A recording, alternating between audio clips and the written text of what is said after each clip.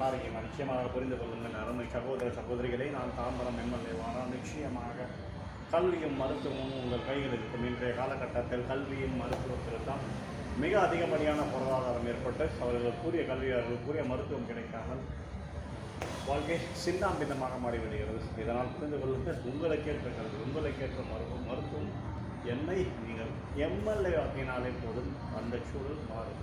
உங்கள் குடும்பத்தில் ஒருவனாக, உங்கள் வீட்டில் ஒருவனாக, உங்கள் தெருவில் ஒருவனாக, இந்த ஊரில் ஒருவனாக இருந்து நீங்கள் கூப்பிடும் நேரத்தில் எங்கள் குழு உங்களுடன் பயணித்து அவர்கள் எந்த படியில் செய்ய வேண்டுமோ அப்படியில் 2ஆம் டிகிரி முடியும் வரை நாங்கள் அவர்களுடனே பயணிக்கிறோம். நிச்சயமாக புரிந்து கொள்ளுங்கள். நீங்கள் எனக்கு ஒத்துழைத்தால் மட்டுமே இது ஏற்படும்.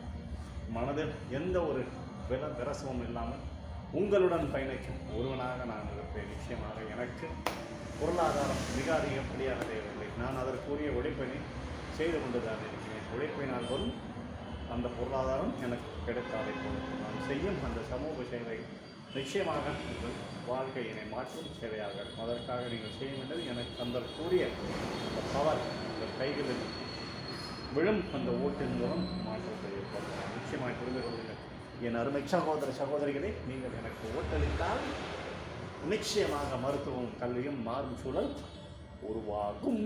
ஆகிய நீங்கள் எனக்கு மட்டுமே ஓட்டளித்து தாம்பரம் மாநகரில் முதல் சுயேட்சை உணர்வை வெற்றி பெற வேண்டும் செய்ய வேண்டும் என உங்களை தாழ்வுடன் கேட்டுக்கொண்டு விடைபெறுவது உங்கள் பக்தேன்.